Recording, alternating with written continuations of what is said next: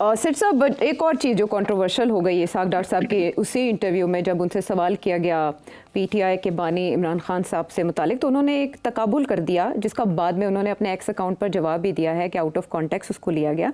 लेकिन बात इमरान खान साहब की हो रही है और वहाँ डॉक्टर आफिया सिद्दीकी साहिबा की मिसाल दी जाए, ये तकाबुल किस तरह से इसहाक डार साहब ने बनाया? देखिए, मैं आपको याद दिलाता हूँ कि ये पिछले 1-2 शोज में मैंने आपने मुझे सवाल पूछा था कि ये इतनी जल्दी रातों रात अब शुरू हो गए हैं अदालतें जो है सजा देना, तो क्या हो गया, व्हाट्स गोइंग ऑन? जी, तो मैंने आपसे दो बातें इसका एक्सप्लेनेशन दिया था। मैंने आपसे कहा था, एक बात तो ये है कि डोंट वरी, ये फैसले आ रहे हैं, इनके अंदर बिल्कुल खोखले फैसले, और ये ऊपर जाके हाई कोर्ट के अंदर ये पारित हो जाएंगे एंड कोई nothing to be worried about. तो फिर क्यों ये कर रहे हैं? अगर सीरियस नहीं है तो why have they done it? तो मैंने आपसे कहा था इसलिए बिकॉज दे कैन नाउ से, वो दुनिया को ये कह सकते हैं जब उनको पूछा जाएगा इमरान खान के ऊपर इतने केसेस हैं, अभी तक कोई फैसले नहीं हुए, ये नहीं हुआ, वो नहीं हुआ, तो आप कर क्या रहे हैं? आप बेले भी नहीं देते, मुलाकात भी नहीं करने देते, और अदालतें जो है अभी तक कोई फैसला नहीं सुना रही, तो कैसे आप कह सकते हैं कि इमरान खान गिल्टी है? और ये तो ये फैसला किया, कर दो, ताकि जब अब हमें आप पूछा जाएगा तो हम कहेंगे वो अदालत ने फैसला कर दिया। अब आगे अगली अदालत है, दे फ्री, अदालतें हमारी फ्री है, जैसी दुनिया में होता है, अदालतें जो फैसला करती हैं वो ठीक है, उसके ऊपर फिर अपील होती है, फिर अपील है, तो व्हाट्स द प्रॉब्लम? तो इन्होंने गली से निकलने के लिए इन्होंने जल्दी जल्दी रातों रात करके तो कर दिया। अब दुनिया को ये कहेंगे कि हमने तो, हम क्या करें, अदालतें, आपको पता है अदालतें होती है, हमारा तो कोई कंट्रोल नहीं है, और वो उतना ही है जितना आप लोगों का अपनी अदालतों पे है, एंड सो ऑन।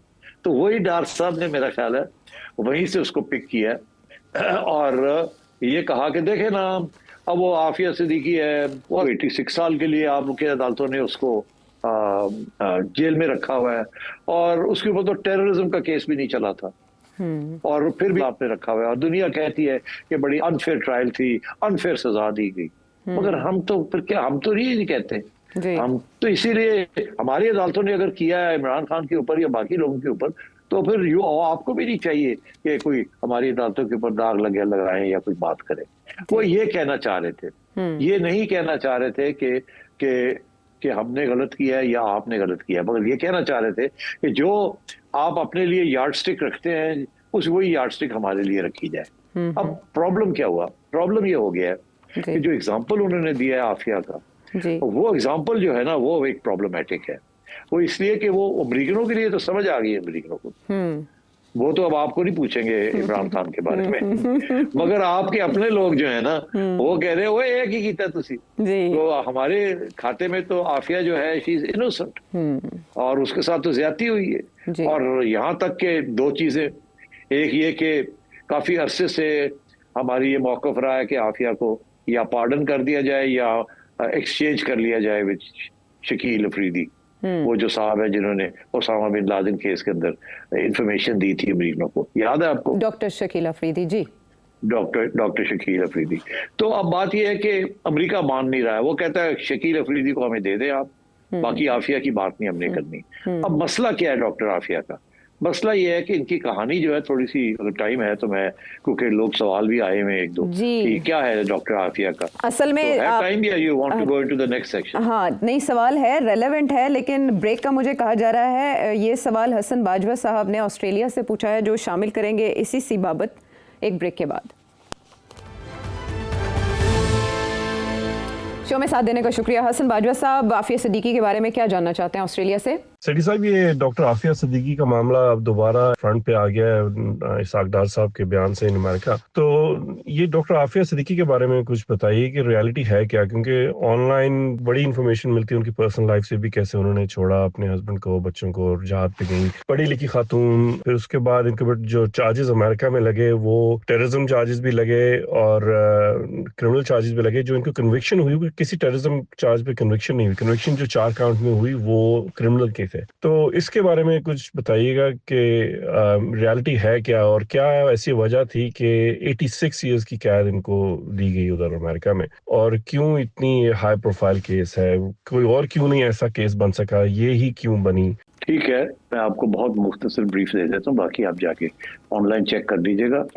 देखिए, आफिया सिद्दीकी साहिबा का जो तल्लुक था अकॉर्डिंग टू CIA रिकॉर्ड, वो डॉक्टर खालिद शेख के साथ था, मैं जो गुआंटानामो बे में भी काफ़ी अरसा रहे। और खालिद शेख के साथ वो था, और ये MIT में थी, शादीशुदा थी, बच्चे थे, और ये इन्वॉल्व हो गई थी अलकायदा के साथ as a supporter and also helper. उसके सिलसिले में फिर इन्होंने नौकरी शौकरी छोड़ के ये वापस पाकिस्तान आ गई, क्योंकि यहाँ से उनका अलकायदा का ऑपरेशंस हो रहे थे, और यहाँ आके she was acting as a go between and acting as a supplier. अच्छा, उस सिलसिले में CIA जो थी उसको पता चला कि एक आफिया सिद्दीकी हैं जो कि ये काम कर रही हैं, जबकि उन्होंने गुआंटानामो बे में बहुत से लोगों को इंटरोगेट किया, तो ये पता चला। तो वो फिर पाकिस्तानी इंटेलिजेंस के साथ मिलके इसको तलाश करने पाकिस्तान उनकी टीम आई। यहाँ उन्होंने इसको लोकेट कर लिया। ये पहले इस्लामाबाद में थी, फिर ये कराची चली गई, और वहाँ इनकी रिहाइश थी, और उसको लोकेट कर लिया। ये कोई 2003 की बात है। और उसके बाद क्या हुआ कि एक दिन ये गायब हो गई अपने बच्चों के साथ कराची से, और शक ये था कि शायद इसको CIA और हमारी इंटेलिजेंस एजेंसी ने मिलकर इसको उठा लिया और इसको हैंड ओवर कर दिया टू CIA। उसके बाद ये कुछ अरसा नजर नहीं आई, और फिर एकदम पता ये चला कि ये CIA की कस्टडी में थे, इनको अफगानिस्तान ले गए थे, वहाँ इसकी तफ्तीश वगैरह हुई, और वहाँ CIA ने इनको कन्विंस किया कि आप डबल एजेंट बन जाए, आप अलकायदा इन्फिल्ट्रेट, आपके तो है तल्लुकात, तो आप हमारी तरफ से आप डबल एजेंट बन के इन्फिल्ट्रेटेड हैं आप, तो हमें इंफॉर्मेशन दें। तो इसने अपनी जान छुड़ाई ये बात मान के कि ठीक है मैं डबल एजेंट बन जाती, और ये फिर इनको रिलीज कर दिया गया। मगर जब इनको रिलीज किया गया तो ये अपने वादे पे ना उतरी, और ये इन्होंने कोई डबल एजेंसी नहीं की, और इन्होंने इनफैक्ट अलकायदा को इंफॉर्मेशन देनी शुरू। तो एक दिन ये काबुल में इनको इन्होंने CIA ने फिर पकड़ लिया और कहा कि तुम कहाँ गायब होगी, तुमने हमारे से रब्ता ही कोई नहीं किया। और जब उस इंटेरोगेशन हो रही थी इसकी, भाई क्या हुआ, तो इसने अकॉर्डिंग टू द रिकॉर्ड, इसने वहाँ CIA एजेंट्स की कोई राइफल्स पड़ी हुई थी जमीन पे, और वो इंटेरोगेट कर रही थी। इसने जल्दी से एक राइफल उठा के और फायर मारने की कोशिश की, और वो फायर जो था अफरा तफरी में एक एजेंट के किसी टांग वांग में लग गया। उन्होंने इसको पकड़ लिया, और फिर इन्होंने इसको माफ नहीं किया, और वो वहां से इनकी कहानी शुरू होती है। अब बात यह है कि ये तो वो प्रूव नहीं कर सके कि ये टेररिस्ट थी, बिकॉज अगर टेररिस्ट ये कहते तो फिर ये भी बताना पड़ता कि हमारे लिए भी काम कर रही थी या हमने इसको रिक्रूट किया था। तो इसलिए वो टेररिज्म का चार्ज CIA ने नहीं लगाया, और फिर टेररिज्म के लिए कोई एविडेंस भी चाहिए होती है कि इसके पास से ये बारूद मिला, ये हुआ, वो नहीं हुआ, तो ये बड़ा प्रॉब्लमेटिक था उनके लिए। मगर जो चीज़ जिसके ऊपर एविडेंस थी उनके पास वो ये थी कि इसने बंदूक उठा के और गोली मारी थी एक CIA एजेंट। तो उन्होंने बेसिकली मेरा बिहाइंड द सीन्स जज वगैरह को बता दिया होगा कि है क्या, मगर जहाँ तक कानून का तकाजा था वहाँ इन्होंने क्रिमिनल चार्जेस फाइल किए, और ये इस किस्म के criminal charges attempt to murder CIA और अमेरिकन ऑफिशियल। इसलिए फिर और उनको इतनी लंबी चौड़ी सजा हुई। सिर्फ ये नहीं कि आपने गोली चलाई, ये कि आपने CIA के लोगों के ऊपर आपने गोली चलाई। तो CIA और हमारे दुनिया की कोई भी इंटेलिजेंस एजेंसी हो, वो माफ नहीं करती किसी अपने एजेंट को जो कि उनके खिलाफ हो जाए, जो कि अपना बंदा हो और उनके खिलाफ हो जाए, और जिसको उन्होंने खिलाया पिलाया हो या उसको माफ किया हो या उसको कोई सहूलत दी हो, और वो फिर जाके इनके साथ बिट्रे करे इनको, तो फिर वो कभी नहीं माफ करते, बिकॉज ये हर डबल एजेंट के लिए, हर एक के लिए एक सबक होता है। तो इसीलिए आफिया को माफ नहीं किया उन्होंने, और सख्ती से उसको रखा हुआ। ये तो होगी उसकी छोटी सी कहानी।